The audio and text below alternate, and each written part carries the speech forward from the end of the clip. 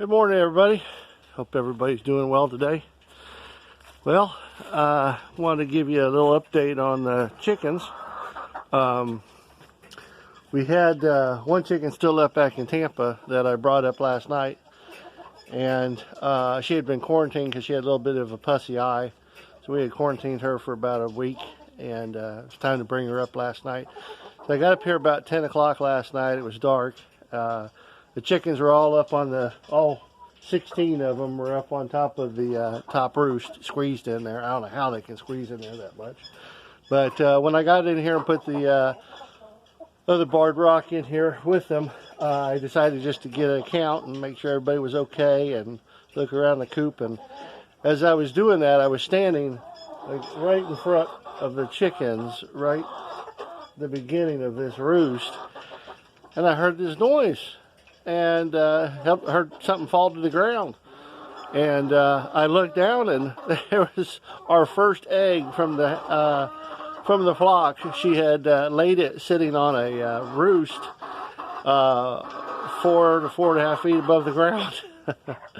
Needless to say, that egg didn't make it, but it was fresh. I know it was fresh because the white was still pouring out of the eggshell.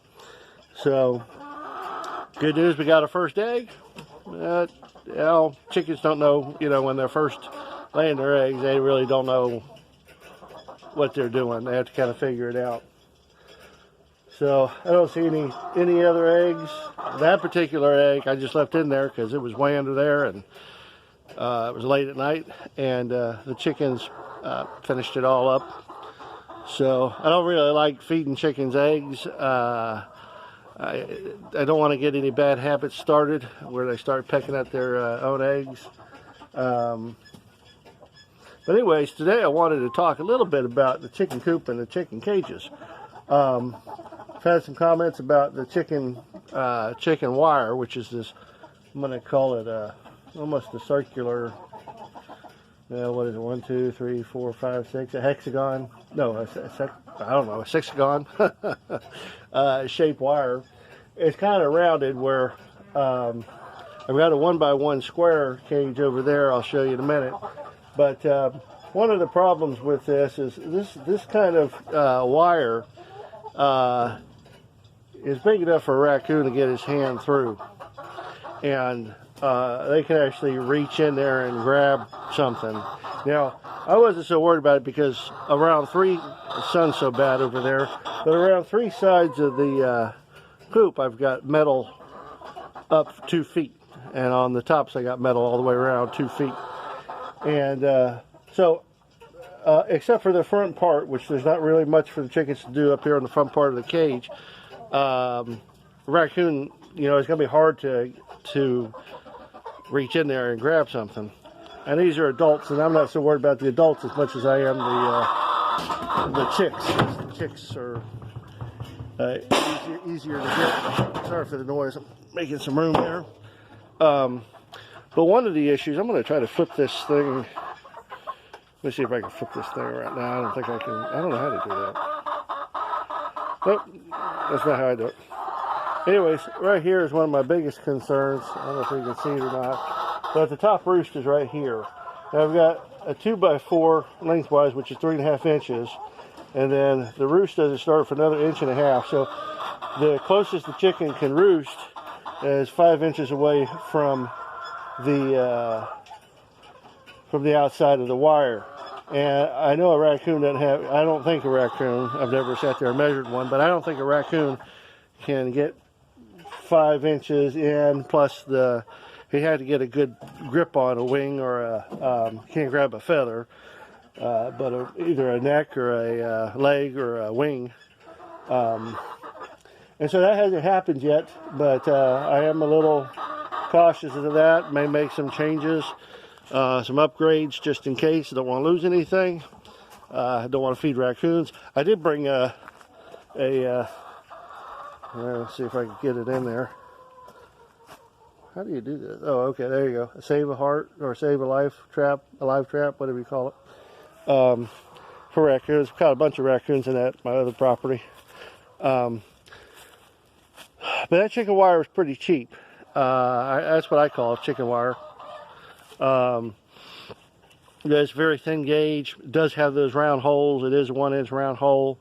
This cage right here has 1-inch squares, and the roundness of the holes with the chicken cages is the same kind of shape that the raccoon's arms and wrists are made out of, and so it's easier for them to get in there, and it's flexible. This particular 1x1 cage metal, this is a heavier gauge metal here, and it was galvanized after it was welded. So for some of you that might not know, there are two different types of wires out there for welded wire. You've got galvanized before welding, which is, I've got on the top, I've got 2x1 squares, and this is a cheaper one, but it is galvanized before they weld it. And then the sides are made out of 1x1, which is galvanized completely after they've welded it, and then that protects those welds. And it's you're going to pay for it. It's more expensive, but it's definitely a lot better. And this is one of my hutch cages that we put rabbits in the past. We put 6 chickens in there and quarantine them and so forth. Use them for different things. Now on the bottom, it's a flat bottom, and it's got a 1.5 or 1 inch by 1/2 inch square that was galvanized before welding. So it's a cheaper wire, but they seem to last. They're not going to last nearly as long as the galvanized after welding, but they seem to do pretty good as it is. This is one of my, I'll show you one of these here in a second. I don't have my tripod today. I left it at Tampa, so I got to hold this thing. Anyways, here's my transportation cage. Hopefully you can see it. But what I've got, why the reason why I call these the transportation cages is, number one, they're at 18 by 18. They do have the 2 inch by 1 inch hole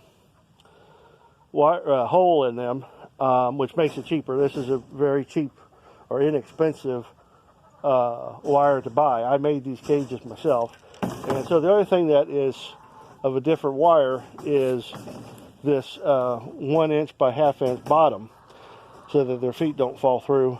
But what I have done is, if you can tell, I can't see how I'm doing on this video, but I've raised it up 1 square, and so it's 2 inches, as this is 1 by 2, 2 inches above. So when their toenails and their toes go down through here, like here, if you were to put it over on the flat bottom and it's bouncing around on the truck, they can't get them caught and pinched underneath the wire. This way, in transportation, they're elevated off of the floor, or off the ground, off the bed of the truck, and as they bounce around, it doesn't hurt them. And so these cages are, easy to make. Problem is that you got to make several of them, because everything comes in 100-foot roll. Well, you can probably get them 50-foot rolls. I've always bought them in 100-foot rolls. And I used to actually make a cage just like this 18 by 18 by 18. I'll put this latch on there. I used to make my own latches, but these are so much better. And they're a better wire than what I can seem to find and be able to bend on my own.